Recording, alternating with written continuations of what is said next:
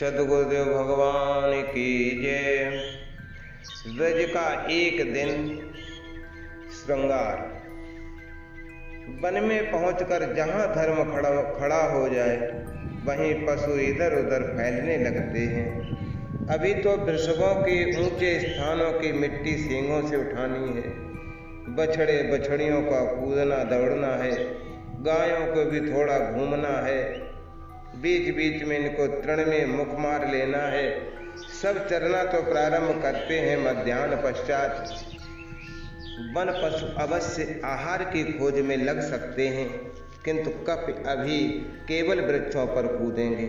बालकों के आहार से पूर्व जैसे सब वृत्ति हों, ये उछल कूद कर शाखाएं हिलाकर पक्व फल गिरा देते हैं बालकों के लिए।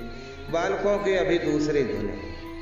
सबके सब वन में बिखर गए हैं, केवल दाऊ बैठ गया है एक मौल श्री के नीचे। कन्हई भी एक और भाग गया है। अभी सबको वन में गुंजा, पक्षियों के गिरे पिच, गैर काद धातुएं, किसले प्रवृत्ति एकत्र करना है। सब कोलाहल करते इधर उधर दौड़ रहे हैं।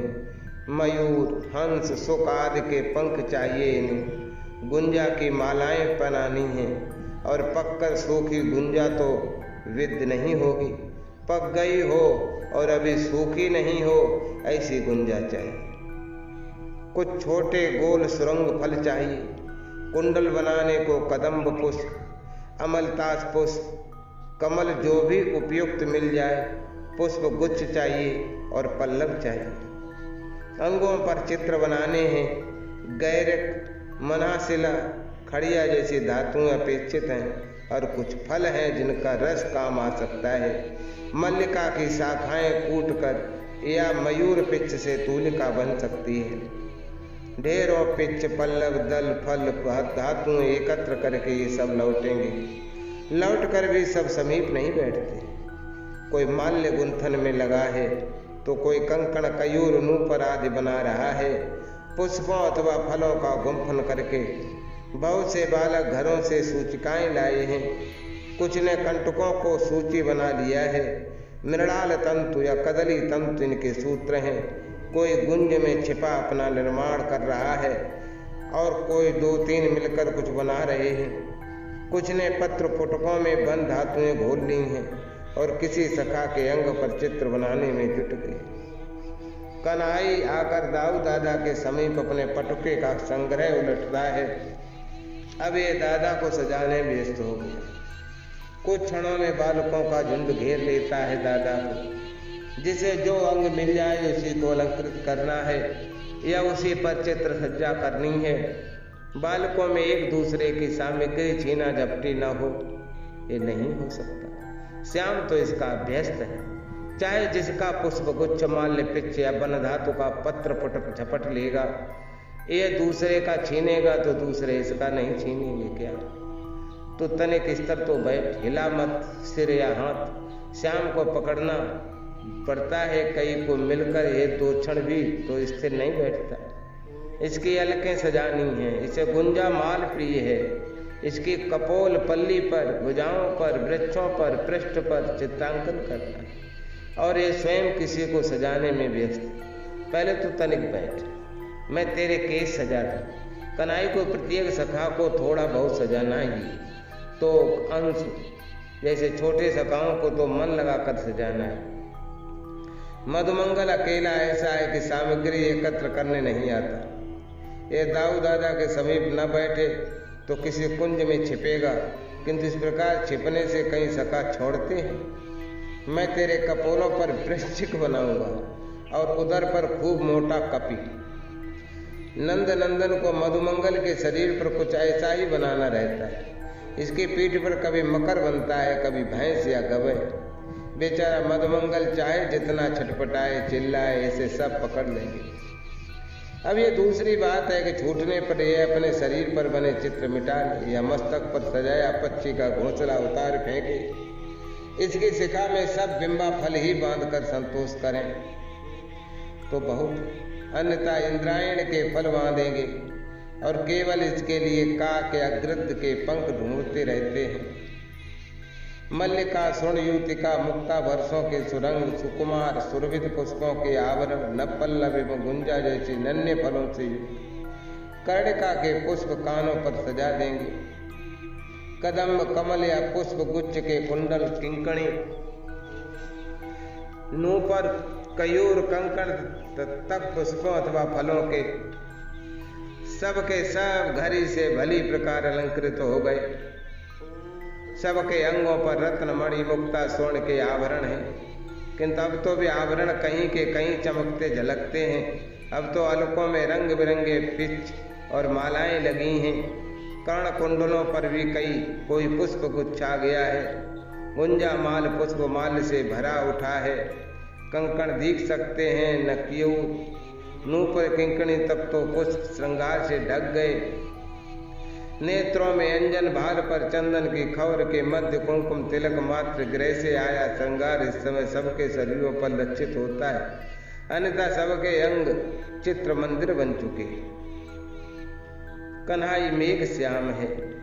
इस समय यह कहना बहुत कठिन है कि इसके शरीर का जो भाग वस्त्रों आभूषणों से रिक्त है उस पर सखाओं ने अपनी कला सार्थक की है। गोप बालकों के करों की कला ये बालक चित्रकार तो नहीं, किंतु इन्होंने जो कुछ बनाया है वो इतना सुंदर इतना मनोहारी है कि वहाँ कुछ और बन सकता है ये सोचना भी कठिन है।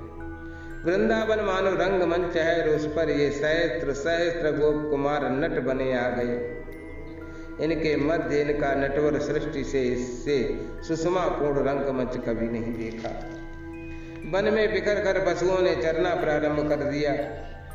बालकों का श्रृंगार अभियान समाप्त हो गया, अतः अब सब खेलने में लग गए। ये सहस्र सह गोप बालक की क्रीड़ा का कोई ठिकाना है। कोई नृत्य कर रहा है और कोई ताली या श्रृंग बजाए जा रहा है। कोई आलाप लेने में लगा है और कुछ वृक्षों पर कपियों के पीछे चढ़ने में उन्हें खिजाने में लगे हैं। कनू तू मल्ल युद्ध करेगा? नन्ना तोक आ गया। चल आजा पुलिन पर, यहाँ कठोर भूमि पर मल्ल युद्ध उचित नहीं है। दोनों कोमल उज्जवल पुलिन पर आ गए। पटुका बेत्र श्रृंग वेणु मालाएं उतार कर दोनों ने एक साथ रख दी और कचनी को समेट कर कस लिया। कन्हाई दूसरे सखाओं के साथ मल्ल युद्ध करे तो पटका जाने पर भी अपनी जय बताएगा, किंतु इस सबसे छोटे सखा के साथ तो जानबूझकर हारना है, इसे प्रयत्न करना है। दोनों अत्यंत सुकुमार हैं। दोनों एक से मेघ श्याम पीत कचनी कमल लोचन तो कैसा है कि अनेक बार श्याम का भ्रम हो जाता है। दोनों के मुख अरुणाभ हो आए हैं। दोनों के अंग चित्र मिटते जा रहे हैं। कन्हाई जानबूझकर चित्त गिरता है और तो को अपने को ऊपर लेकर उठ तो कूद कर अलग खड़े होकर हंस रहा है। कनू तू मुझे बंसी बजाना नहीं सिखाएगा? ये भद्र आ गया। इसे लगता है कि अब श्याम और तोक दोनों को धूप में नहीं रहना चाहिए। सीधे कहने से तो हठी कन्हाई मानेगा नहीं, इसे तो बहाने से हटाना पड़ता है। चल श्याम सुंदर उठ खड़ा हुआ है। पूरी पीठ पर रेणुका कण लगे हैं। इसने बंसी उठा ली। यहाँ नहीं तमाल के नीचे। भद्र यहाँ आतप में क्यों बंसी वादन सीखे? अपना पटुका माला उठा ले, लकुट भी तोक भी तो सीखेगा। कन्हाई प्रसन्न हो रहा है। भला यह भद्र वेणु वादन सीखने आया है। ये तो मनुहार करने पर भी सीखना नहीं चाहता। इसे संग या श्रृंग बजाना पसंद है। वंशी भी पकड़ा दो तो इसे अपनी पूरी फूंक से भरकर सीटी के धमन बजाता है। हाँ मैं भी सीखूंगा। तोक अपने वस्त्र लकुट संभालने लगा। पहले तू ही सीख। तमाल मूल में सटकर कन्हाई के खड़े होते ही भद्र अपना पिंड छुड़ा लेता है और तोक को प्रोत्साहित करता है। तू कहाँ जा रहा है? श्याम को भद्र का खिसक जाने का प्रयत्न रुचता नहीं। देखता नहीं ये उग्र कैसी गर्जना कर रहा है। भद्र ने एक और हाथ से दिखाया। अपना धर्म थोड़ी दूर चला गया है तो ये समझता है कि दूसरा कोई इसके जैसा गंभीर सुर ही नहीं निकाल सकता। वृंदावन के सबसे बड़ा सिंह उग्र गर्जना कर रहा है। इसकी गर्जना में उग्रता नहीं है, उल्लास की गर्जना है। ये केहरी अनेक बार दूर जाते पशुओं को इस प्रकार रोकने का यत्न करता है किंतु यहाँ तो कोई मृग या बछड़ी तक इसकी गर्जना पर ध्यान नहीं देती, लेकिन भद्र को यह गर्जना चुनौती लगती है। वो अब उग्र के समीप जाकर गर्जना करेगा या उसे चुप कहकर डांट देगा। कनु, वो मयूर मुझे चढ़ा रहा है। तो को भी एक नृत्य करता मयूर दिख गया। ये उस मयूर के सम्मुख जाकर नृत्य करने ठुमकने दौड़ गया। श्याम सुंदर बंसी बजाने लगे। तब तो वायु भी स्तब्ध हो जाता है, किंतु अभी ये कपियों को खिजाने में लग गया। तू इसे पालेगा? तेजस्वी खूब बड़ा सा हिमश्वेत शशक लिए दाऊ दादा के समीप आकर बैठा है, किंतु शशक तो छूटते ही दाऊ के अंक में आ बैठा, जैसे इसे सदा से दाऊ ने पाल रखा। दादा लो, ये दौड़ता कन्हई भी आ गया। ये ऐसे ही दौड़ता आता है, अग्रज के साथ सटकर बैठ जाता है। कभी दोनों भुजाएं कंठ में डालेगा, तो कभी कंधे पर सिर टेकेगा और कभी गोद में मस्तक रखकर 2 क्षण लेटेगा। दादा उठो। अब दाऊ को भी ये बैठे नहीं रहने देना चाहता। क्या करना है? अनुज के हल्के सहलाते नीलांबरधारी पूछते, हम सब खेलेंगे। जैसे अभी तक सब समाधि लगा रहे थे, किंतु कृष्ण को कोई होड़ा होड़ी का खेल सूझ गया।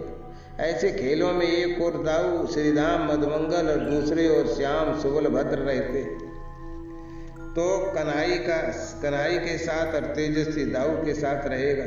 सखाओं के 2 दल बने। दाऊ दादा ऐसे खेलों को कम प्रोत्साहित करता है। उनका ये नटकर अनुज हारेगा भी और झगड़ेगा भी। इसे पता नहीं क्यों श्रीधाम को खिजाने में आनंद आता है। श्रीधाम भी इससे उलझे बिना रह नहीं पाता। शरीर पर बने चित्रों का केवल यत्र तत्र चिन्ह रह गया है। अलकों में लगे पिच्छ सुमन गुच्छ बहुत कुछ गिर गए हैं। पुष्पों से बने आभूषण टूट बिखर गए हैं। केवल गुंजा मालाएं और कुछ कुसुम पालाएं पुष्प कुंडल रह गए हैं शरीर पर।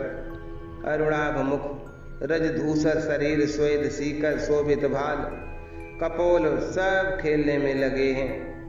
सब दौड़ते कूदते, ताली बजाते, कोलाहल करते, हंसते हंसाते खेल रहे हैं। खेल में तन्मय हैं सब।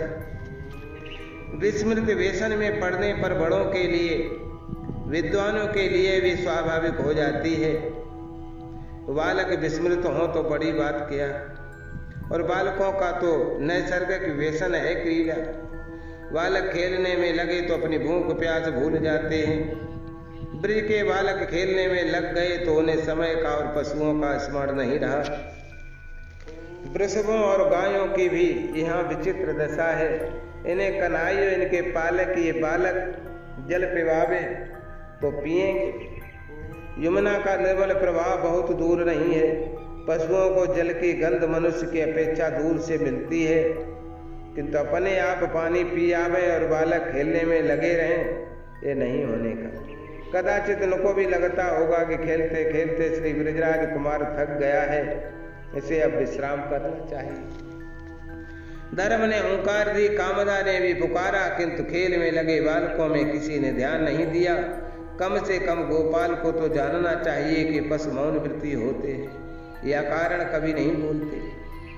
कामदा, कृष्णा, कपिला आदि प्राय एक साथ चरना छोड़कर मुड़ी और जहाँ बालक खेल रहे थे वहां आ गई। ये उछलते कूदते सहस्त्र है बालक, ये हंसता दौड़ता ताली बजाता मयूर मुकुटी बनमाली, पीताम्बरधारी नंद नंदन।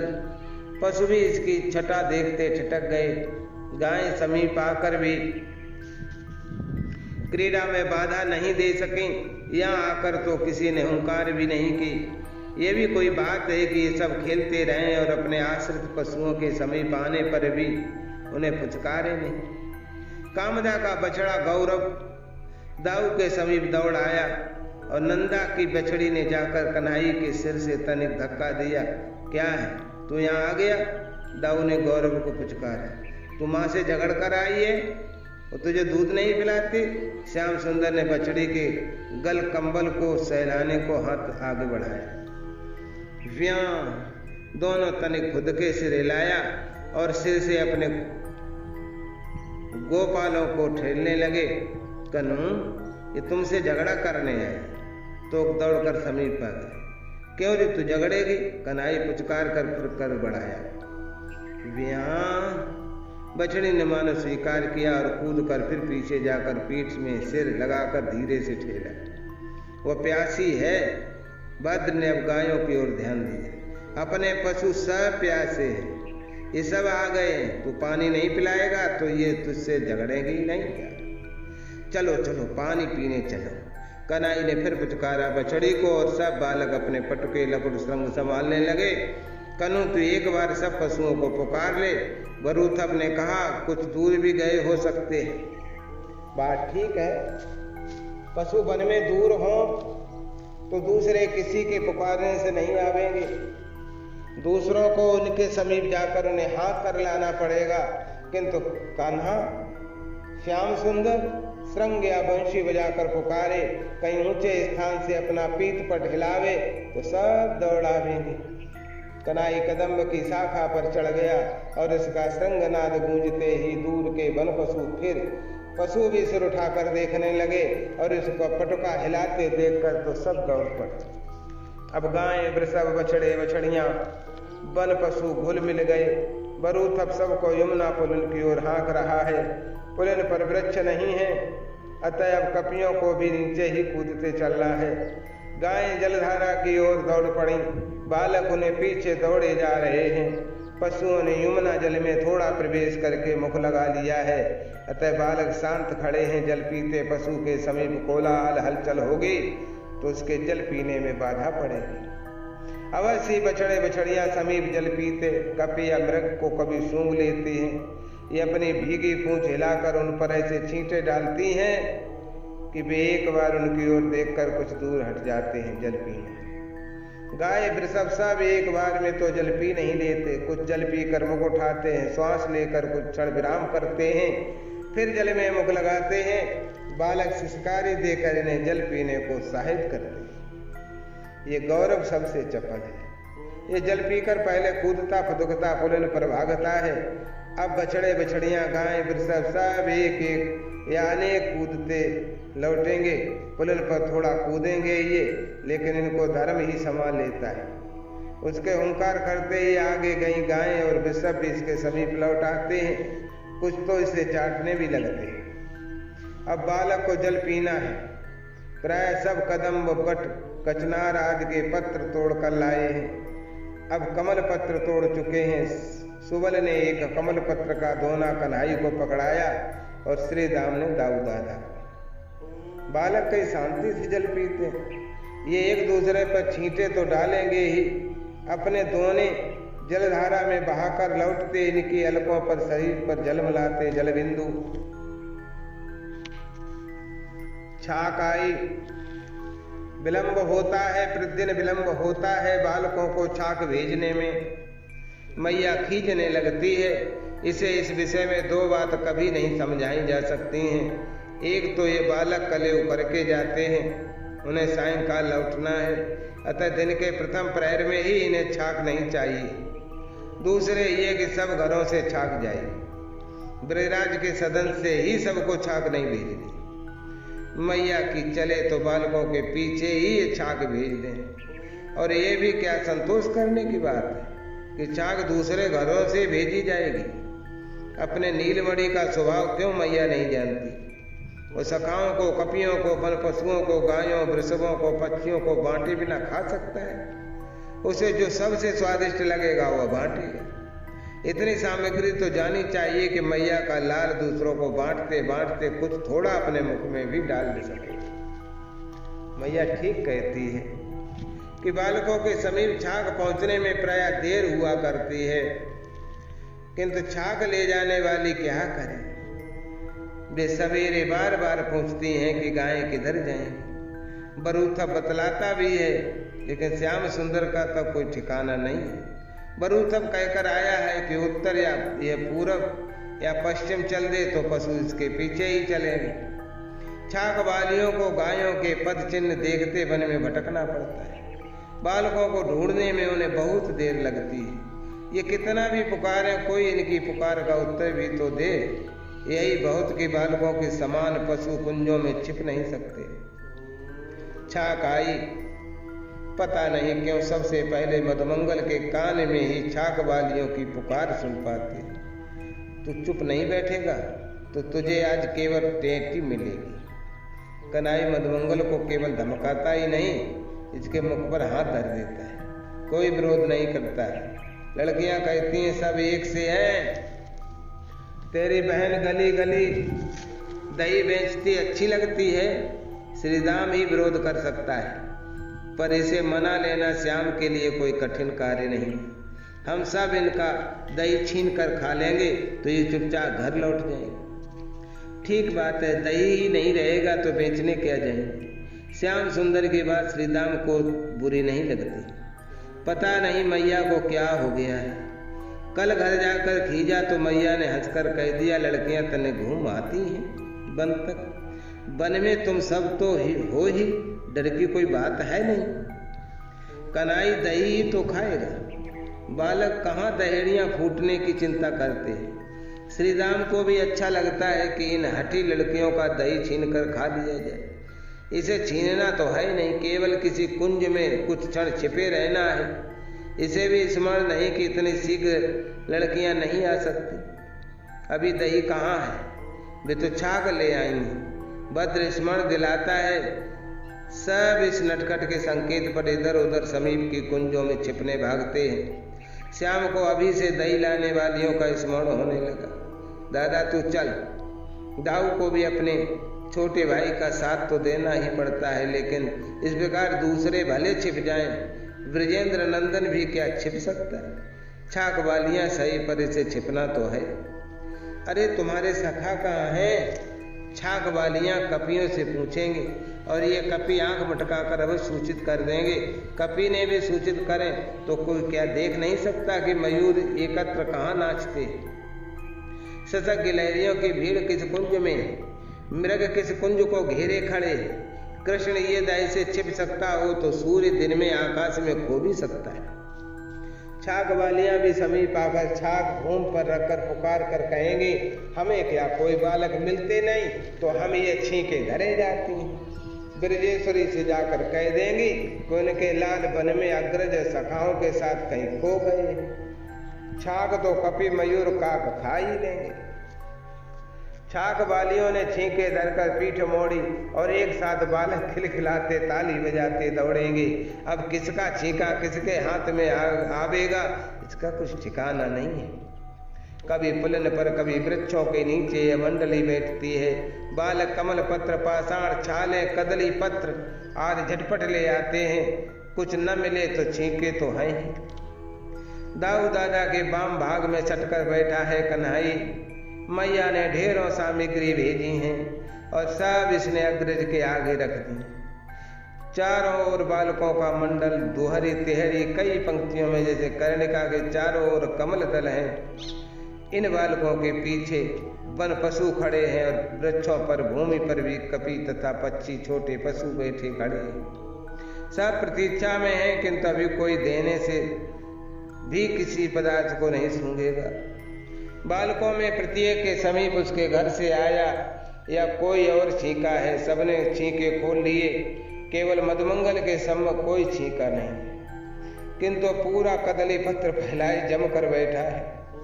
दाऊ कन्हई उठे, सब बालक उठे एक साथ। वृषभों को, गायों को, बछड़े बछड़ियों को सब पुए मोदक खिलाने लगे। इनको खिलाकर ही तो खाया जा सकता है। अब ब्राह्मण को भोजन कराओ।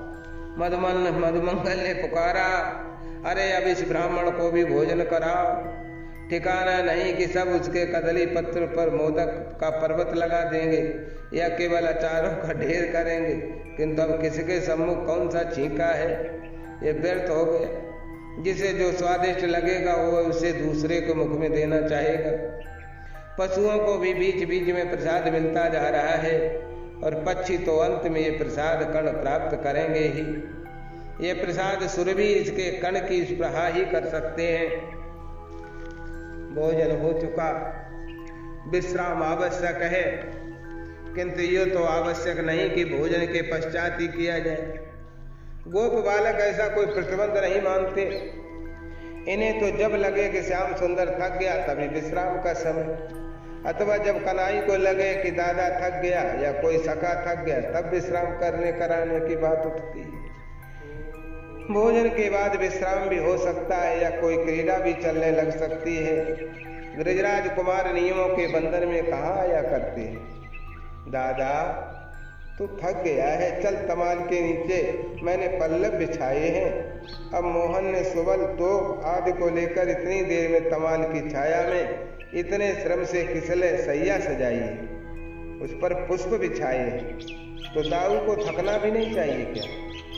उसे अब चलकर उस सैया पर श्रीराम के अंक में सिर रखकर लेटना चाहिए। श्याम अग्रज का पाद संवाहन करेगा, भद्र कमल पत्र से वायु करेगा, सब सेवा को प्रस्तुत है। तब दाऊ की यह बात कैसे ठीक हो सकती कि थका नहीं? तू थक गया है, खूब थक गया है, तेरा मुख अरुण हो गया है, तेरे पाद तल लाल हो उठे। श्याम सुंदर का ठिकाना नहीं, किसी के नेत्र तो क्या केस तक थके दिखने लगे। और ये केवल दाऊ दादा के लिए पल्लव सैया सजावे, वहां तो ठीक है, किंतु ये तो श्रीराम सुबल भद्र वरुता विशाल अर्जुन तक से उलझ पड़ता है। तू थक गया, चल मैं तेरे चरण दबाऊंगा। तू बड़ा है, बड़े छोटे के चरण नहीं दबाते। जब ये तोक अंशु तेजस्वी देवप्रस्थ से भी हट करने लगता है तो उनका यह तर्क भी काम नहीं आता। तब कह देगा मैया मेरे पैर दबाती है, बाबा भी दबाता है। यही अवसर है जब ये उल्टा झगड़ता और कहता तू बड़ा है, अन्यथा भद्र आदि से ही नहीं अर्जुन विशाल से भी बड़ा मानने को बनना चाहेगा। अब अकड़ने लगता है, पिता नहीं इसे दूसरों के पास संभालने में क्या सुख मिलता है? इसके लाल लाल सुकुमार कर क्या किसी के पैर दबाने योग्य है? ये पद संभान करने बैठे तो दाऊ दादा तक बार बार इसके कर पकड़ते और इसे अपने पास में लेटा लेना चाहते हैं, किंतु ये ठहरा हठी। कुछ क्षणों को सही, किंतु इसका आग्रह सखाओं को भी स्वीकार तो करना ही पड़ता है। कनु तो थक गया है, ये बात केवल छोटे सखा तोक देवप्रस्थ अंशु तेजस्वी कह सकते हैं। दूसरे कहें तो ये हठी उल्टे अधिक उछल कूद में लगेगा, किंतु भद्र को जब लगता है कि ये थक गया है तो युक्त करनी पड़ती है। तो क्या देवप्रस्थ को पल्लव सैया बनाने को कहकर स्वयं उनकी सहायता करना पड़ता है। कनु अब तू थक गया है, कहते ये कहने वाले की ओर चौंक कर देखेगा और कहेगा तू थक गया, चल मैं अभी तेरे लिए पल्लव बिछाता हूँ, तू लेट, मैं तेरे पैर दबाता। तेरे मुख पर स्वेद कण झलमलाने लगे हैं, तेरा मुख और चरण भी लाल लाल हो गए हैं। ये सब कहने से कोई लाभ नहीं, ये दिखता है तो भी चुप रहता है। भद्र कहेगा देख तोक ने बड़े श्रम से पल्लव सैया सजाई, अब तू तमाल मूल में उस सैया पर सुबल की गोद में सिर रखकर लेट जा। तो कमल पत्र लेने गया है तुझे भेजन करने को।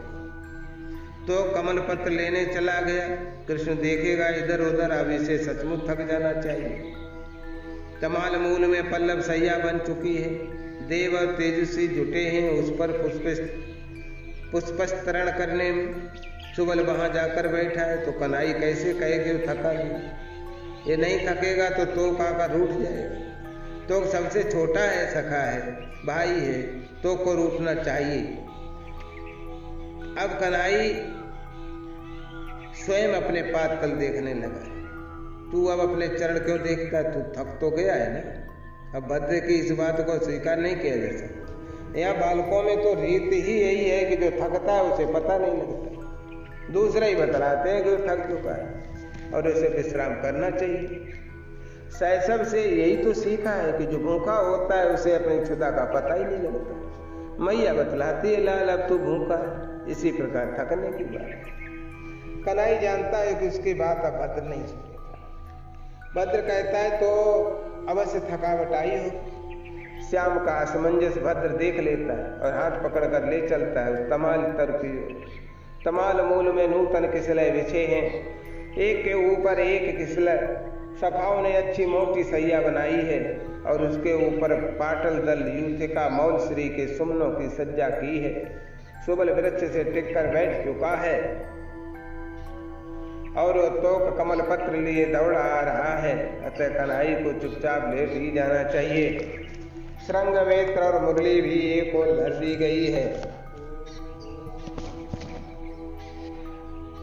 सुबल की गोद में सिर रख भद्र और अर्जुन ने गोद में एक एक चरण ले लिए हैं। ऋषभ और विशाल ने एक एक कर संवहन प्रारंभ किया है। दाहिने तोक और बाएं देवप्रस्थ खड़े कमल पत्र लेकर भेजन करने लगे हैं। मधुमंगल समीप आ बैठा है। 3 सशक आकर पार से सटे दुबक रहे हैं। अब मयूर इन मेघ श्याम को घेर कर नृत्य करेंगे। कई सखा ताली बजा रहे हैं, कुछ गाने लगे हैं और कुछ कोई बात कह रहे हैं।